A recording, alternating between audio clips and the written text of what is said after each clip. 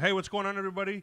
Welcome to Row 87 with Shuts and Boom, Season 2, Episode 2. I am Shuts. I'm Boom. We've been gone a while. We're excited to be back, guys. We are officially announcing we're going to be back every week now from here on out. Every week? Every week. Like, seriously, every week? Every week. It's been far too long. Too much life has happened since the last time we did the episode with the videos. We're not going to have video this go-around. Technical difficulties, not really. We just wanted to we're lazy. And we wanted to get location wasn't good for us. We just want to get content out. We missed it. I can do some play-by-play on what we look like, facial expressions. Like, I can go into as much detail as I need to. We will have video from here on out. A lot of good things on that front. We wanted to get content out to you guys. It's been too long. Too much life's been happening, especially on Boom's end. I've had a pretty boring start to summer. Yeah, I'm sure you have. Not much going on. Not to put you on the spot, just holy cow, that was scary. Most 39-year-olds don't have heart attacks, but as I posted on my Facebook page, everyone, quote, heart attacks before 40 aren't a thing, and then me, hold my beer. I'm going to go ahead and give this a shot, see how it works. But I'm feeling well. I'm home. I'm healthier. I'm still not running at 100%, obviously, but I'm breathing better. I don't smoke anymore. No nicotine, no caffeine. I'm watching my salt intake. I'm doing what you're supposed to do. I'm taking, 12 pills a day. I'm like a grandpa with my, morning, afternoon, evening, and bedtime little pill counters. It's pretty sweet. Pretty sweet life I'm living. I'm 27 games into my baseball season, but obviously that's been halted until I'm cleared medically by the cardiologist to go back to work. So, all in all, pretty boring start to summer. Well, it got a rise out of me, and I'm just excited you're back. And it really gave me some focus, some insight on what really matters. And I agree. And I'm sure it did you, too. That's why this show means so much. We love doing this. It's a great connect for us, and it's a great connect with you guys. Also, I want to announce we're going to have some questions at the end of the show. If you email us, row87football@gmail.com. Anybody who emails us, the first 3 emailers are going to get T-shirts. T-shirts? T-shirts. What? Row 87 T-shirts. You're joking. I am not joking. Holy crap. That is the truth. What if I email? Well, then I'll take your T-shirt away. Son of a bitch. I've already got my shirt, so I guess I shouldn't really complain anyway. Yeah, you're getting a hoodie today. Getting a hoodie today so I can wear it around. I'm going to cut the nipples out of it just to make it fun. Make it festive. So no, we'll have a question, or if you email us your comments, the first 3 that we get, you are getting a T-shirt. So with that, what else has been going on? School's going well for me. I found out that I go through summer school this summer, and in the fall I'll graduate. Very nice, and you'll have a degree in what? I'll have a BS in BS. You'll have a BS in. I didn't even have to go to school for that. Yeah, I did for 10 years. Mine came naturally and for free. I will have a degree in communication journalism, PR, and advertising. Nice. And what I'll do with that, Lord knows what I'll do when I grow up. I love doing this. I love officiating sports. We'll see. But no, I'll have the degree. It's been a long road. I'm excited. I just got to get through this summer school and then in the fall, and we're rolling, dude. Then you're good. Then you're done with school. I'm done with school. It's been a long journey. Forever. 10 years. Forever. At least 10 years. Forever I'm done with school. Forever done with school. I've found my calling, though, and it's video editing and production. I love that side of it. What if you want to join the clergy? Well, that's long past me. No? Come on. No, that's I'd burst into flames if I walked through the door. No, we're excited. I'm excited because I found my calling. That's why we want to add the video to this. We will after the upcoming shows. Just today, like I said, we wanted to get content out. What's new with you? Not a whole lot, man. I've been sitting at home, like I said, and I've been reading. I got out of the hospital a week ago tomorrow, so I've been out 6 days. Broke out of the hospital 6 days ago. Was there for 4 days. Little backstory, I had the heart attack on Monday of that week, and I didn't go to the hospital or the doctor until Thursday of that week because I thought I was just sick. I had slept for the better part. I was up maybe 4 hours a day for 3 days, Tuesday, Wednesday, Thursday, or Tuesday, Wednesday, I should say. And then I was forced to go to the doctor by my ex-wife, and I went and all that stuff. But I mean, I've been doing a lot of nothing over the past week, except for I take that back. I went to River Riot yesterday. How was that? It was pretty sweet. I'm a big Seven Dust fan. Always been a big fan of theirs. They're old like me. I'm not a huge fan of In This Moment or Hailstorm. They were there? They were the headliners? They were the headliners. Hailstorm was, yes. I like her music. But I mean, they're okay. My kid went with her boyfriend, and she brought a friend of hers from Harvard. And the ex-wife went. So I mean, it was a good time. But I did a lot of sitting on the hill because I'm old, and I'm not. Again, I am not up to 100% yet.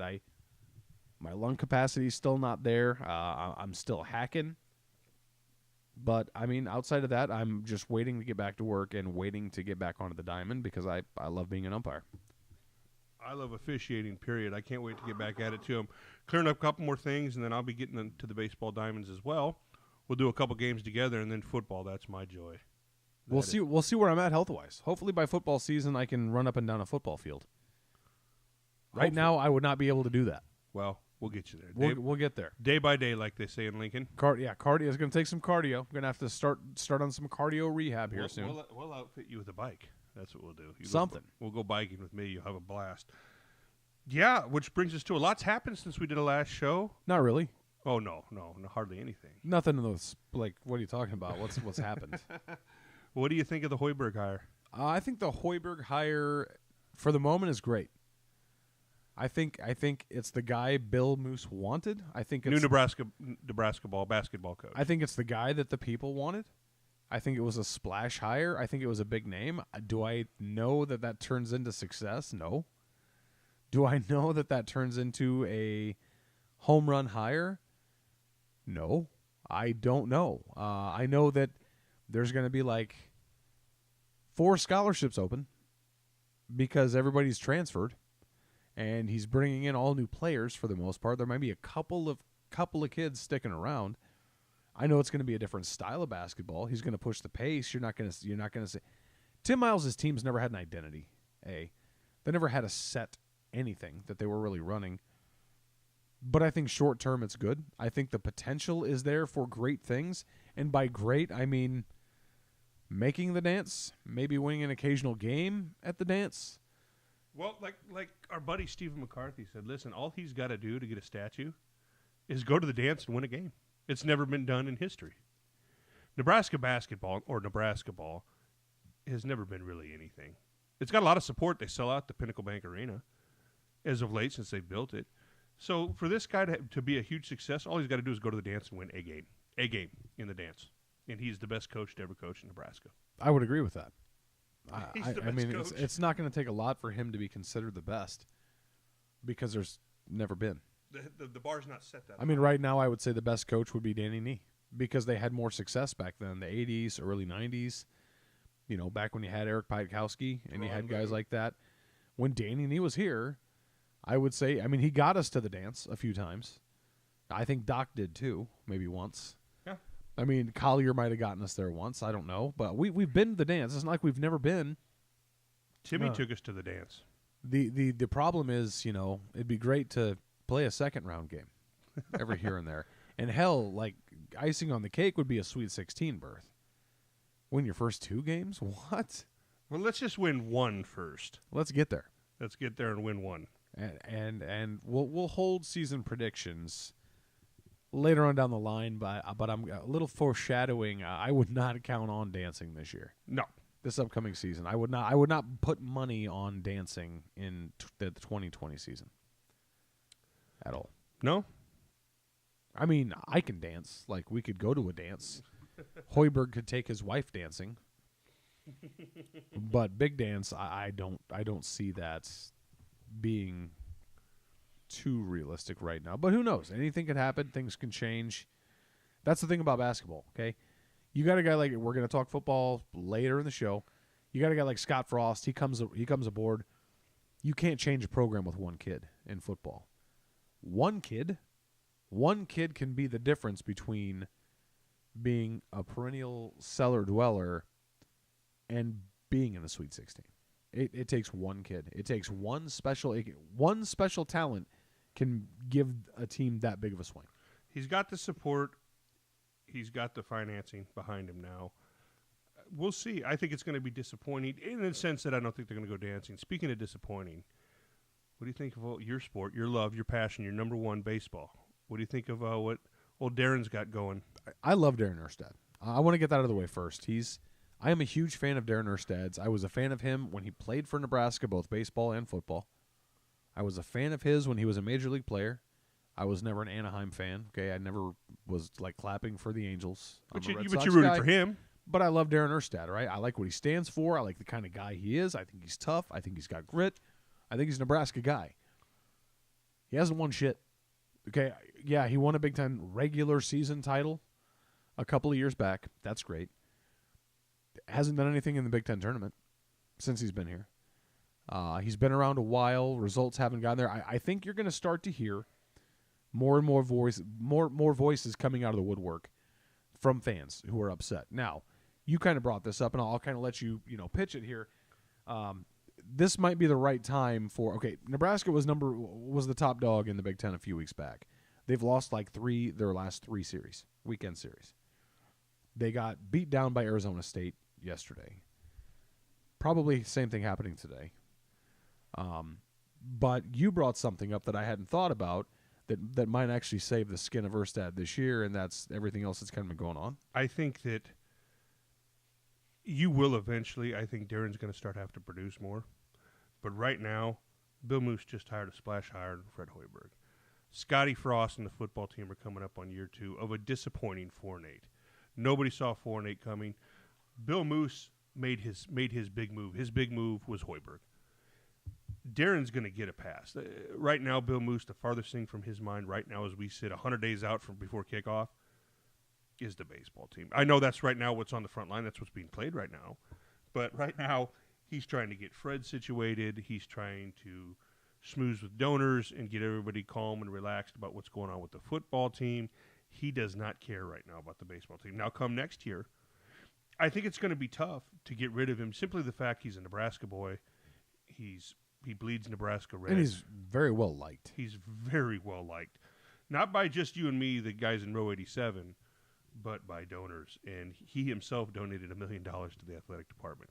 To get rid of him, I didn't say it's going to be impossible, but it's going to have to take the perfect storm, if you will. So might you see something along the lines of, Coach, you need to switch up some assistants? That I see that before a firing. Coach, do you need to change your strategy when it comes to recruiting, perhaps? Maybe something along those lines. Instead of his job being on the line, you more see it as a chances are he's going to have to make some moves, perhaps, in the staff that he currently has. As you usually see, it depends on the scenario. Usually, you see this a lot with football programs.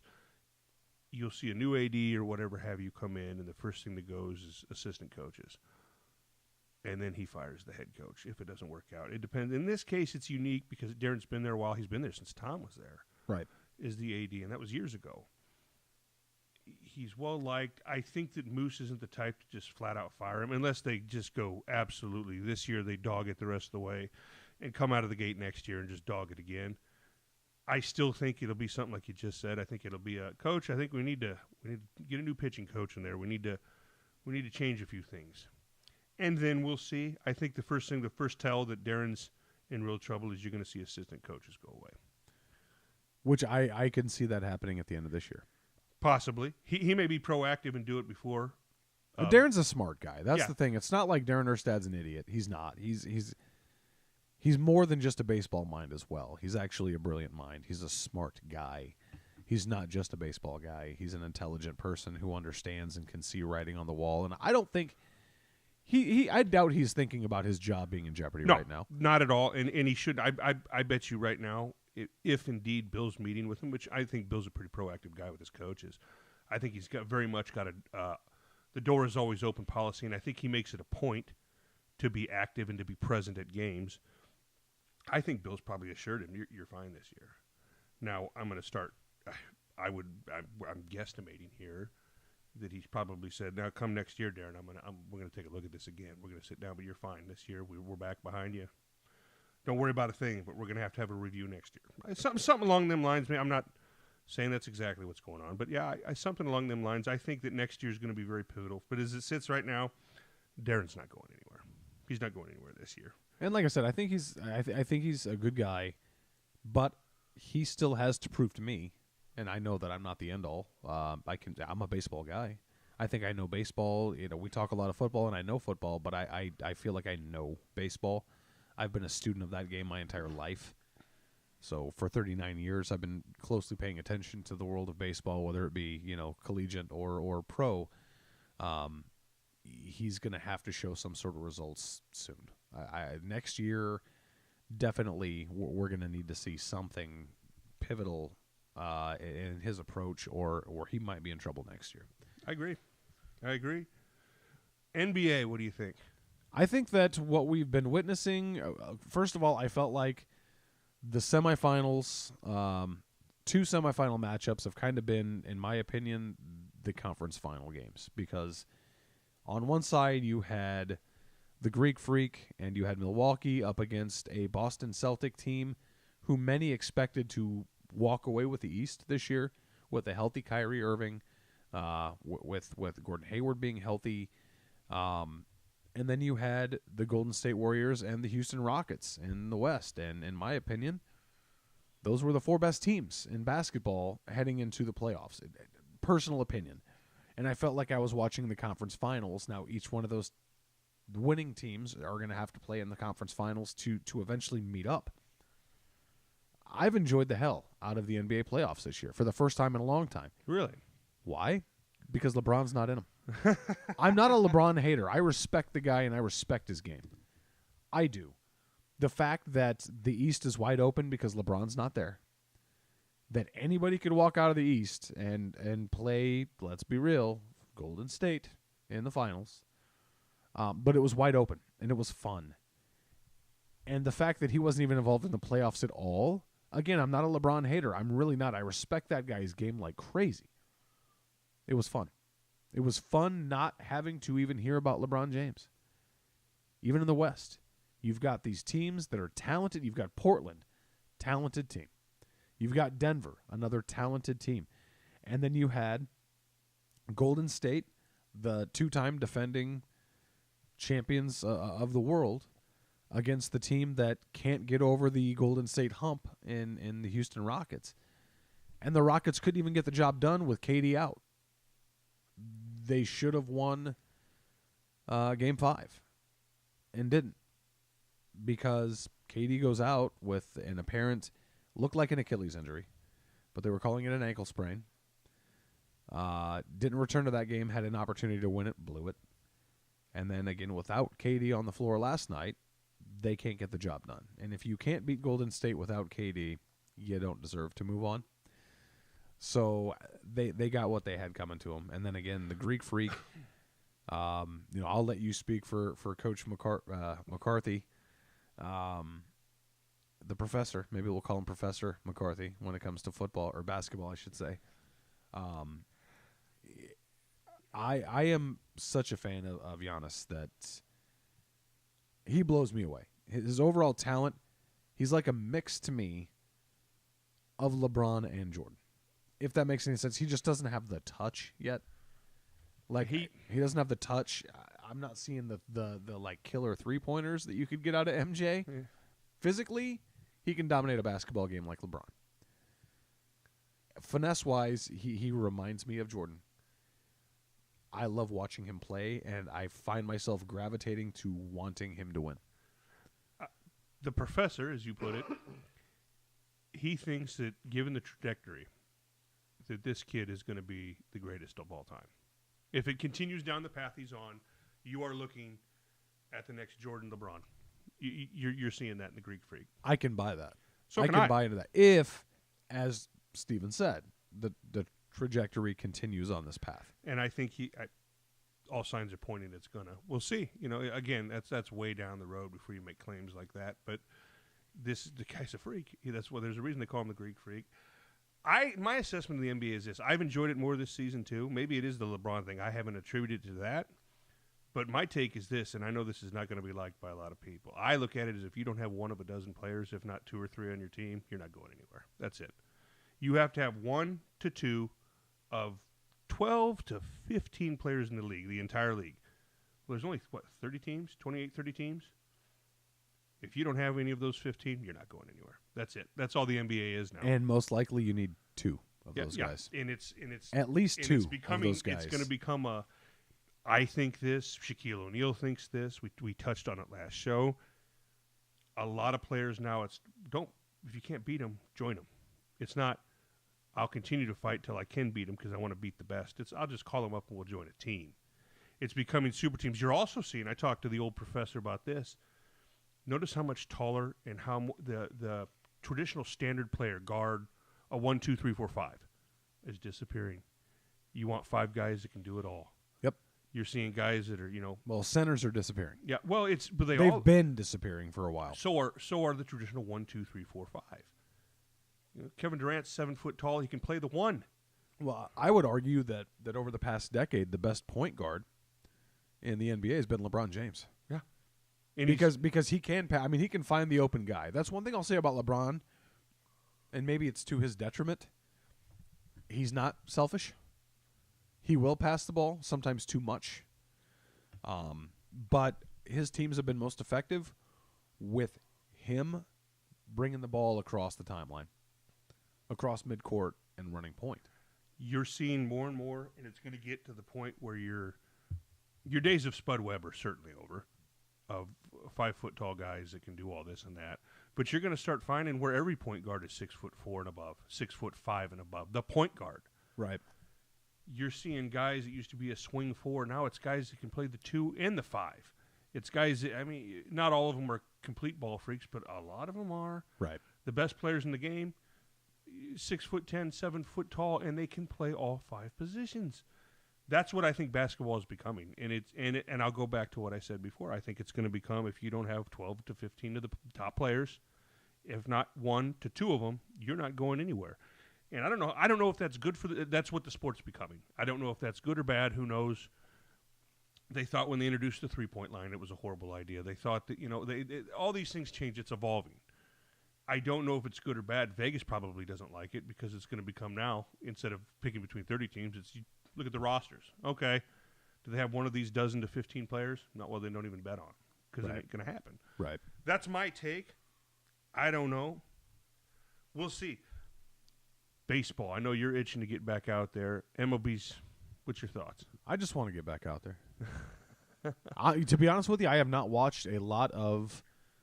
I have not watched a lot of baseball this year. I've watched more basketball right into this time of year, at least. Part of that has been the fact that the Red Sox have not been very good. I haven't even looked at the record, but I'm pretty sure they are still not a 500 team. They started off incredibly rough. I haven't paid a whole lot of attention to it. I know there have been some topics that have come up. I have watched a few select games here and there. I've obviously watched. I'm always on social media, so I see clips of terrible things happening to umpires all the time, and I like to watch those. Not terrible things happening to umpires, but in general, funny little things or quips or, holy crap, that actually hit him in the neck type things, to where it misses the mask and the neck guard and, deflects. You've had off that 2 happen to people. your elbow 3 times this year. Well, I'm pretty sure I have I had a fractured elbow, hairline at the very least. It's actually still a little bit swollen, but it doesn't hurt, so no big deal. I might have to invest in an elbow guard before I get back out on the field, but then I'll have a funny tan line. So I wanted to ask you what you thought of. There's a lot of talk in baseball about how this has been around for years, and there's always been talk, but that it's dying in sorts. The people wanting to watch it.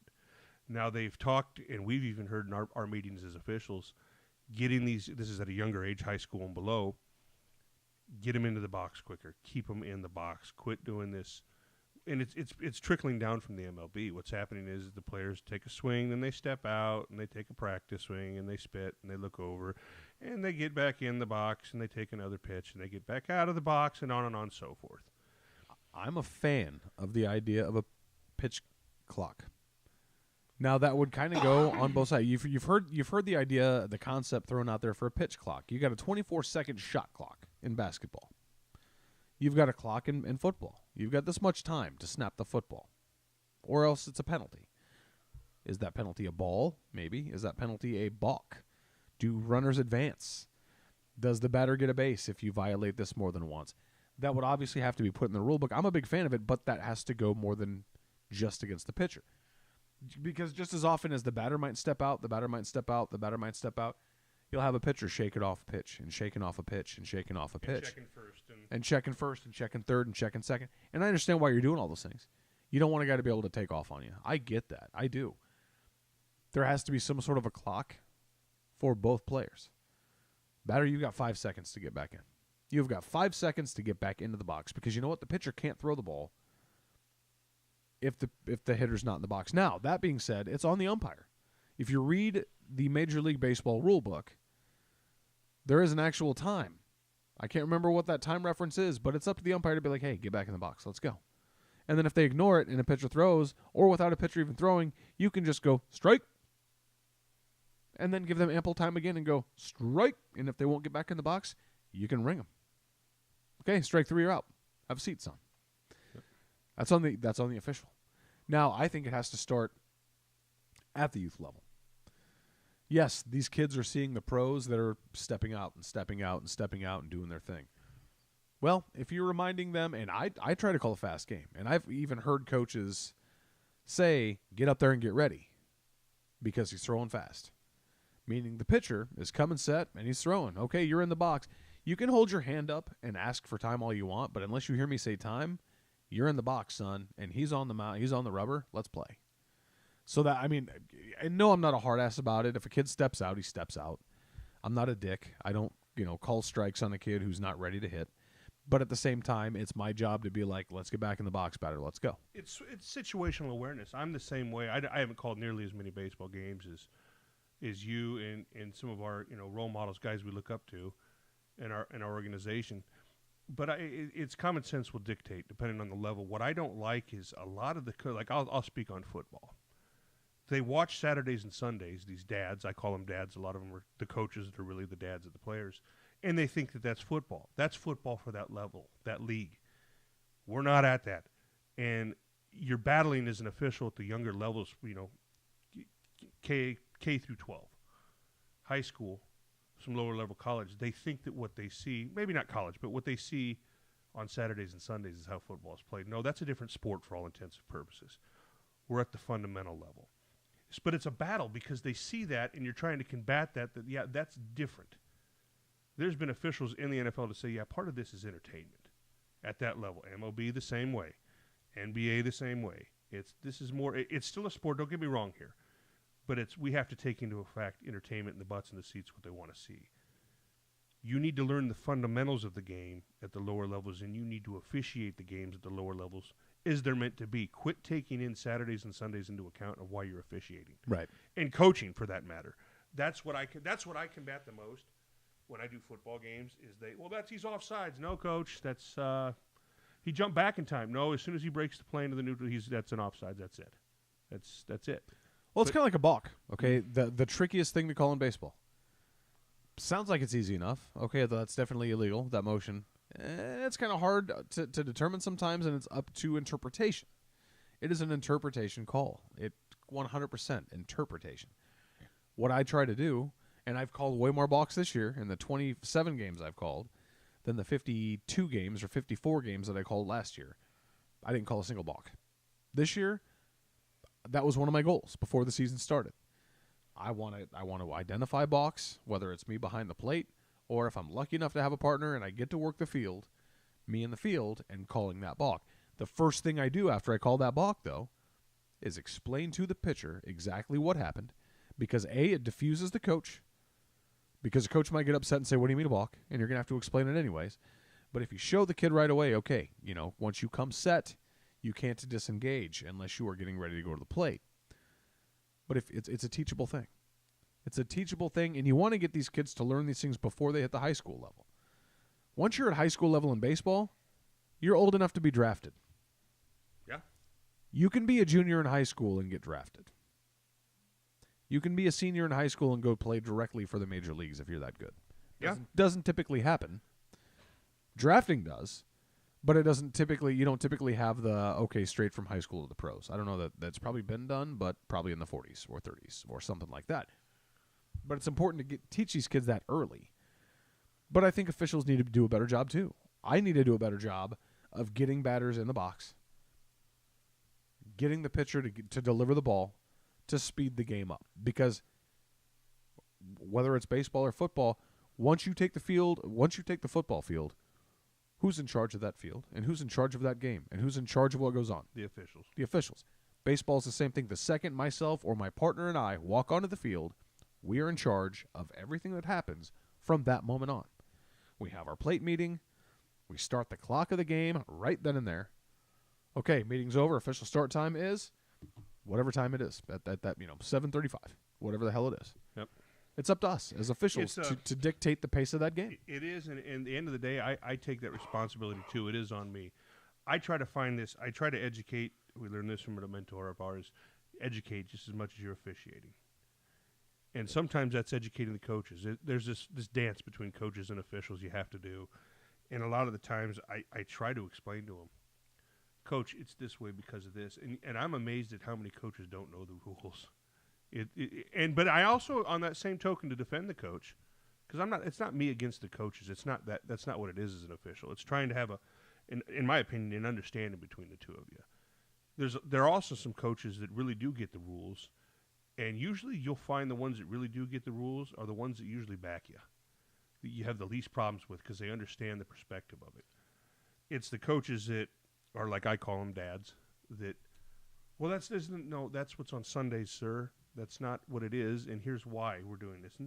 And again, situation dictates. Sometimes you have time to pull them aside and explain to them what's going on, and other times they get on your last nerve to the point where you're like, Coach, I can't stop for your complaint every third pitch. I can't do it. So I enjoy it. It's fun for me. I love the challenge of it. And we're gonna finally get to football. Football. That's in 111 days. Don't be talking about no foosball. 111 days. Can you believe that? I can wait. It's you? overhyped, man. I mean, that's Shut your mouth. dude. Football starts, and we haven't even hit baseball playoffs yet. Okay, football shouldn't start until October. Stop right now. Okay. That'll do. October. That will do. Shorten the season. Old Nebraska football. I would say this of what's happened as of late. Fans of Nebraska football need to temper expectations. Temper yourself. Quite a bit. Temper those expectations. You think? I warned that last year. Yeah, I was like the lone prophet going, pump your brakes, everybody. Now again, we've touched on this a million times. Neither one of us saw 4 wins, so I'm not trying to say that I was telling people to pump it that much. No, there was 2 games we should have won there, if not 3. Yeah, but this year, I think, and you're seeing a bit of hint of this from some publications in the press. I'll just come out and say it. There's a strong likelihood that we're going to take a step back on offense. I think we talked about this over lunch. I strongly agree with you. I think we will take a step back, and maybe not a season-long step back. But you look around that team right now. First of all, again, I'm sorry for anybody who went to the spring game. I skip that crap every year because it's meaningless. This year especially, you got to see Adrian play a little bit and nobody else. You got nothing else out of that game whatsoever. You gauged nothing. There was no Wandale. There was no JD. Jack Stoll, Maurice Washington. Maurice Washington's, fighting a court battle right now. You had 0 offensive weapons to see play alongside of Adrian Martinez. Defensively, you had some guys that didn't play that we would have liked to have seen. Mm-hmm. You didn't have a true grip of anybody really competing for a job or how anybody has really progressed overall, except for Adrian. I mean, obviously you could see the poise, which was already there, but is matured by a year. But I agree with you. I think at least initially, I think you see a step backwards for several reasons. I know that you have the one area you're most concerned about. It's the line. I think that I like Greg Austin, our coach. I like the ceiling of where this line could be and will be. This upcoming season, though, I'm sorry, this is no disrespect to the players that are there, but Cam Jurgens is a redshirt freshman. Check. You have 2 walk-on sophomores fighting for the guard spot. Check. That's good, depending on where you're based out of. And if you're in the 90s, we're an established team, and you've got kids doing that. That means they're that damn good. This is a sign this early in Scott Frost's tenure that he's got nobody else. The depth isn't the depth is isn't there. Not there That's yet. nothing against AJ Forbes or against Trent Hickson. Or against Scott Frost. No, It's year two. It's year two, and that was the cupboard. Those guys, I think, will turn out to be fine ball players. But I think people are overestimating, not that they were lights-out players, but just how much we're going to miss. A Tanner Farmer who had years of experience. He was serviceable. He was good. He's good enough. Foster, who I was never big on him, but I'll tell you what, he still had 4 years of experience. Correct. Stanley Morgan, Stamo, the only receiver to reach 1,000 yards. Aside from J.D. Spielman, we have the hopes of Wandale. But that offensive line, to me, as big as they are on Cam Jurgens, and I think this kid's going to be a stud. I really do. It's his first time playing line. You're having him play the most cerebral part of the line. He's still a little bit underweight and a little bit undersized, and he's dealing with a foot injury. And you're asking him to put on more weight, more size, and take on Big Ten defensive tackles that have been playing for 3-4 years. I'll agree with you about the line being a cause of concern, but you can somewhat mask an inexperienced offensive line with good weapons. And that's why, believe it or not, I'm usually the guy who's pointing at the line going, until that's fixed, nothing else can be. I am scared shitless that you're going to have Adrian Martinez and you're going to have one bona fide offensive weapon, known offensive weapon, and J.D. Spielman being double-teamed and Adrian getting hurt. Because we don't know. We're expecting Wandale Robinson to be great out of the gates. I hope he is. We need him to be. We're hoping Mo Washington gets to come play football.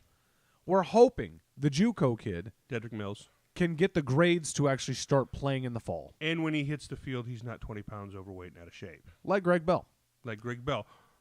Or the kid from Washington, or the kid from Wisconsin that showed up. Our history in JUCO running backs the last decade has not been good. It has not been good. Now, we have a stud true freshman on his way. Yeah, Ramir Johnson. Now, let's hope that he can be serviceable. We didn't expect anything out of Mo Washington last year. And what Nothing. what he did was quite remarkable. Like Mo Washington, because he came in underweight. Yeah. Mo Washington, like that was the first thing that I remember talking about was we need to put about 20 pounds on that kid. We need about 20 pounds on that kid and watch out. He was lights out, as light as he was, showing up like 3 days before fall camp broke. So, yes, can a true freshman come into me? Certainly, but there's a lot of ifs. We need a lot of things to fall into place, in my opinion, for the offense to be on par starting this season where it left off last year. To be on par, they need a lot of things to go very well and a lot of bounces to go their way just for that to happen. Believe it or not, I am more confident in the defense going into this season than I am the offense. And people are going to look at us like we're freaking crazy. Yeah, because it's Scott Frost and it's offense and it's ho ho ho ho. Well, that's great. That's cute. That's wonderful. I need proof. I said this last year. I'm done listening to the talk, and I'm not saying that coaches are hyping anybody that they shouldn't be hyping right now, because they're not. You and I had the discussion earlier. Scott Frost is a guy that I feel like I can trust. You feel like you can trust. We feel like we can believe whatever he's saying or whatever he's talking about. I haven't seen anything out of this team. This current football team, this current now you can say the same about the defense. I like the fact that JoJo Doman is playing linebacker. I like the fact that you got Darian Daniels. Darian Daniels filling a big gap on that defensive line. Now you've got brothers competing with one another and a group of brothers competing against a group of brothers. Yeah, on that defensive line, dude. I'm jacked about all that. I think they're better at linebacker than they were. Not taking anything away from Luke Gifford. I think just having just the fact that Mo Berry has got JoJo Doman to help him makes the linebacking core better.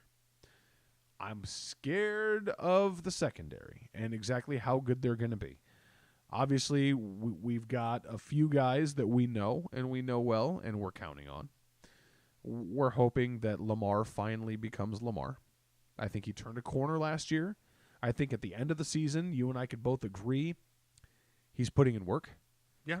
He had changed his attitude, and that's half the battle. I'm hoping another offseason in the program, and he's ready to go. And then, of course, there's the young stud that you mentioned when we were at lunch today. Boodle?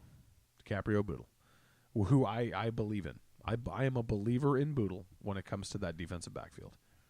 But I'm more confident, believe it or not, in the torrid defense of 2018 than I am about the offense with all the promise in the world. Yeah, That's not saying much. I'm saying Nebraska's defense is probably going to be a middle of the pack, between 50 and 80. That's what I'm. Before the season starts, before fall camp, I'm saying they're going to be that much improved. I think the defense is going to fall somewhere between 50th and 80th in the country.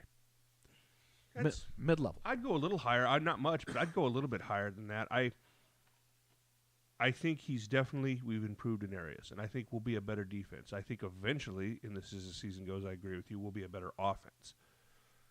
I just worry that he still does not have a full stable.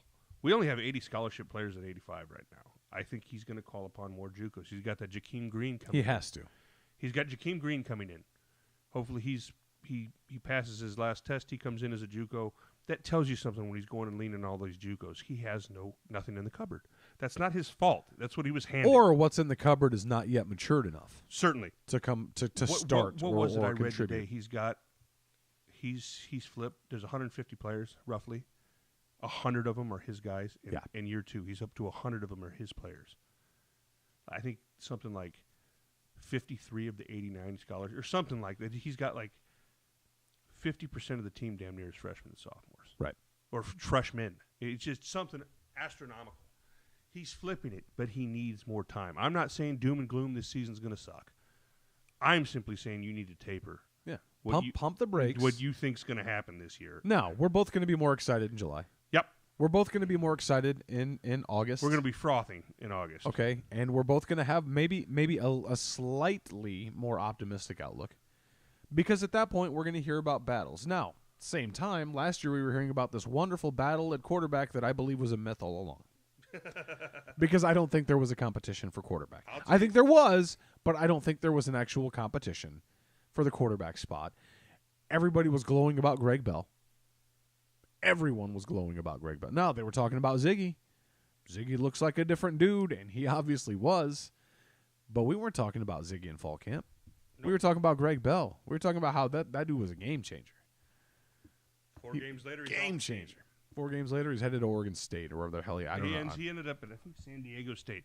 I am, aside from line, I'll hear you on your receivers, but he's got a lot of options there. He does. Even if he's got guys that are serviceable like Cade Warner, who I think he'll be a decent receiver for us. Agree. I think Cade Warner's a possession guy. You name me a running back right now you feel good about. Crickets. None. Well, you know what? And you don't even, again, unproven, Duck R, you're going to see Wandell run the ball a little bit. Yeah, everybody keeps saying that. And Miles Jones. He had possibly. They moved him to running back this spring because they had nobody. This is not a knock on Wyatt Mazur, the walk-on who got a scholarship. He is who he is. And there's not nothing a knock wrong on, with him. There's not a knock on Brody Belt. I'm in the corner of both of them. I hope they both we're ahead in games so much that they get in there and get a couple carries, maybe score a touchdown in front of the home crowd, get to do some things. It's not a knock on it, but if you want to play big boy ball and you want to be competing for those Big Ten West and Big Ten titles and getting Nebraska's brand back, I'm sorry, not a knock, but Brody Belt is not your starting running back. That's not happening. You don't see ever when they break down conference rankings position by position. You don't see, they got the number 1 offensive line, the number 3 quarterback, the number 2 defensive line, the number 4 corners, and the number 14 running backs. You don't see that. Right now, as it sits, Nebraska's probably sitting running back position-wide in the Big Ten. They're probably, as it sits today, without Mo Washington, assuming he's out, 12 to 14. I would agree with that. 12 to 14. Mo Washington alone, you're talking You jump upper 7 half. spots. You jump You're 7 talking, spots I'd just say on him 7th, alone. 6th to 7th. You jump that many spots with him there. Correct. Him alone. Without him there, you have nobody. You've got question marks. You've got, now listen, everybody's talking about Bradley. And you know what? I'm rooting for the kid, too. What is he? Wyatt's got a scholarship now. Bradley I remember his freshman year, he played under, God forbid, Riley, even speaking his name. He showed some flashes. He showed a little bit of this and that. I think he's got between the ears problems. No disrespect to the kid. They say he's got the physical attributes, but Ryan Held, the running backs coach, right out of his mouth, he said, there's days he shows up and does all right, and there's other days you wonder if he's even here. Well, that's what we have right now. So what makes Scott's offense so deadly in the Oregon / he's trying to create this Oregon old school Nebraska offense, which I'm a big fan of. It's the best of both worlds. Basketball on grass mixed with power smash mouth football. Well, to do that, you've got to have stud offensive linemen, a quarterback that's a stud, which we have. Check. But you've got 3 or 4 skill positions that can hit a home run anytime they get the ball. See that, and that's what I'm most concerned about that, because if you've got, listen, I know he's a year older and he's a sophomore now. Put yourself in the spot of Adrian Martinez. You drop back. You've got limited time because you've got a young, nothing wrong with the kids, but young, inexperienced line in front of you with a lack of skill positions. Your best weapon being double or triple teamed, and their best linebacker literally spying you, following you. You move left, he moves left. You move right, he moves right. What are you going to try to do? You're going to try to force the ball where it doesn't belong, or you're going to try to take off and be Superman, and you're going to get yourself hurt. That's my biggest fear. I think we have, like you said, I think we have the players. I think that they're young, and I still think we still have some spots. Scott alluded to this. We're still trying to fill. I think it was a month back before the spring game, he brought up that he's doing everything he can to get skill positions around. He's got a potential phenom at quarterback. You said this, alluded to this before the show. This is the first legitimate player we've had at quarterback. That I think you called it Brooks' arm and Tommy's feet. Brooks' arm, Tommy's feet. He's that good. I agree. He can be that good. But it's, yes, but does he have the weapons around him? I think he will. But this season, I like Jack Stoll at the tight end spot. So do I. But he's a potential. He showed some flashes, but he's not coming out of the gate preseason first team All Big Ten. He's not what Iowa had last year. You know what? This could come down to a question of something that we also touched on before the show.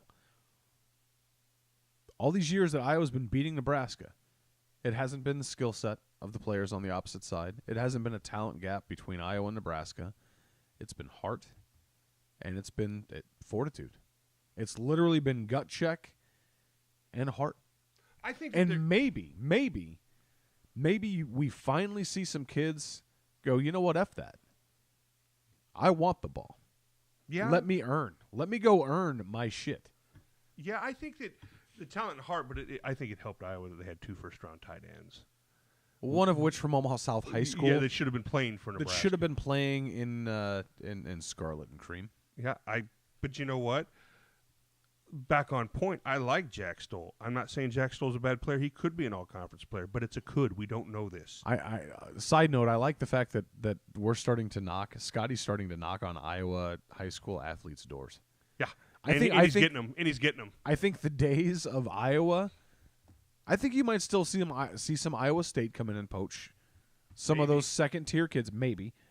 But I think the days of Iowa swooping in and grabbing kids out of Omaha South or Omaha Central, which happened once for a couple of brothers who ended up playing, I think, at Iowa Western. They fizzled out and played at Iowa Western. But I think the days of Kirk Ferentz and his crew coming in, crossing the river and poaching talent is done. What I think is more impressive is that what Scott's doing is you got to lock down Omaha. But what he's doing more so, that's where a lot of Lincoln. But what Iowa did for a long time, I'm not talking about Noah Fant, who went first round, and he was from Omaha South, like you alluded to. I'm talking about kids from, like, I used to live in a place called Clarkson, right next to Howells. And Kirk would go in there and get some 8-man football player that was a little undersized at the time, and he'd turn him into an all-conference defensive lineman. You're seeing Scott lock down the state in the sense that scholarship or not, if you have the potential to play Division I football, you're coming here. Now, you may be a walk-on, but you're not leaving to go to South Dakota State. You're not leaving to go to Kansas State, Iowa State, or Iowa. That's the biggest black mark, is that if they go to a rival conference school, it sucks every now and then when one gets away and he goes to a Stanford. Yeah, but I'm never going to knock a kid for going to get that education. Yeah, that's exactly right. But what you don't want to have happen is the kid go to Iowa. Not just because, they're the rivals. It's because it's a conference team. That sets a bad, that's a bad black mark. We're a state of 1.7 million people. It's not like New Jersey where they can't. There's no way. They're a horrible football team, Rutgers, but even if they wanted to, they couldn't lock down the state. They can't. 15 million people. You're not going to lock it down. Nebraska has no excuse, and they have no choice but to lock down. And that's what Tom did perfectly back in the 70s, 80s, and 90s. Is it was locked down. There wasn't very rarely. I can't even remember a time. I remember there was a player for our school when I was in high school. A couple of them. He got offered by K-State, and he wore the K-State shorts around. And the very next week, there was Dan Young at the door. He was a Super Six All-Player, All-State. And the next thing you know, there is Dan Young at the school. And he flipped. He's at Nebraska now. Just because you're going to have a kid that's on the front page of the paper, Super Six in the state, and he's committed to Kansas State? Wrong. We're not having that go down. That's a PR nightmare. Well, I think you finally see a coaching staff that's willing to fight for every in-state kid with talent. Every single one. Hey, one of my favorite guys on the team came from Scottsbluff. Yep. Okay, Garrett Nelson. The mullet himself. And yes, I am drawn to the oddities, okay? Maybe. I was a big fan. I was a big fan of the mustache a couple years ago. All right? Rossi was my guy, okay? I knew him when he was up to my knees, yeah. Yeah. His dad But coaches. he was my guy. He had the handlebars, okay? That was my guy. You got a dude from Scottsbluff with a mullet and a motor that won't stop. That's what this team needs. That's the difference maker. That's the guy who ends up in 4 years starting somewhere on the field, blowing dudes up. Yeah. Because it's in his veins. Because it's literally in his mullet-grown veins. You're seeing they're having attrition in the walk-ons, too. They just released, I think it was today I read, a few walk-ons are leaving. But what he's doing, it's that initial PR. And he's giving them a shot. And some of them, listen, there was attrition. There's attrition everywhere. Everywhere. Nebraska's just a unique place where they take in so many damn walk-ons. You don't see walk-ons like we have, still to this day, like we do. And some of these guys, it's just even from a PR standpoint, hey, offer him a walk-on just so we don't lose him. Now, in a year or two, he may fizzle out and end up at a North Dakota State, South Dakota State, or some division or subdivision team. That's fine. But he's a known name in this state, which means the whole state knows about him. We cannot afford for just appearances only. And that's not always the case, but even that alone, if you don't think that means something, you're wrong. It means everything. It means everything. It means everything to every smaller community throughout this state that bleed Husker red. Yeah. Every smaller community. Hell, every community. You're telling me even at an Omaha metro school or in Lincoln, or hell, let's go with some of the other larger-ish cities. Let's go to a GI or a Columbus. You telling me that it doesn't matter to those communities? You tell me that every one of those communities. You tell me if a Calhoun boy gets recruited and he's going to play at UNL, even if it's a walk-on spot, that you're not going to puff your chest just a little bit more? Absolutely. And go, that's one of my guys? It's The absolutely. entire community coming together. The state's already locked down. Everybody already loves the Huskers. But it's those guys. It's those guys. It's like old boy last year who got in and got his tackle and was wearing the family farm hat in the postgame and getting interviewed for the first time because people actually spoke his name and figured out who he was. That's the kind of shit that makes this place special. It is. That's what makes this place Nebraska. And that's what he's done a good job of, and that's what I'm excited about. I just think and I hate being this way. I'm so optimistic usually. I'm the glass half full kind of guy. I really am. I'm the pessimist here. But I'm not pessimistic. I'm not saying throw it in, chalk this up to another development year. But you know what? I think at least initially, at least for the non-con and quite possibly the first half of the conference schedule, get your antacids ready. Well, I'm going to throw it out. I'm going to throw it out since we talked about it earlier. Football season's still a long way away. A long way away. I brought something up that you actually entertained the thought of slightly-ish for a minute or maybe a minute and a half. That being, I don't think Scott Frost really cares about the non-con schedule this year.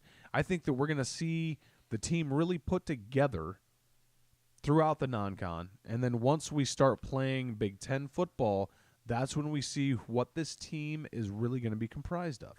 Now, I'm not saying you throw away the non-con and you hope they don't win anything. And I think that every game matters to Scott Frost. I'm talking about from the standpoint of What matters? What matters this year? In my opinion, what matters this year is contention in the Big Ten West. You're playing Iowa with maybe a little something on the line. Maybe. At least a shot of, if you beat Iowa, a shot at playing for a Big Ten championship. Now, do I think that Nebraska is going to play? I'll throw it out here right now. Do I think Nebraska wins the West? No. Do I think it's possible? Yes. I think that every team in the West, minus Illinois, has the opportunity to win the West. I would say that I would have to agree with you if it wasn't for the fact that there's two teams on the slate. One, Scott wasn't part of. The other one, Scott was, that he wants badly. Adrian Martinez wants that Colorado game. I think for the psyche of this team, God forbid, we don't have a rainout the first game of the year. That only happened once every 100 years. Unless you're Scott Frost. Because it's happened to him more than once, and he's been a head coach 3 years. Yes, yeah. I just think that, take South Alabama at it, but what Colorado did in the cheap shot on Adrian Martinez and the ankle roll, they caught it on camera, what he did.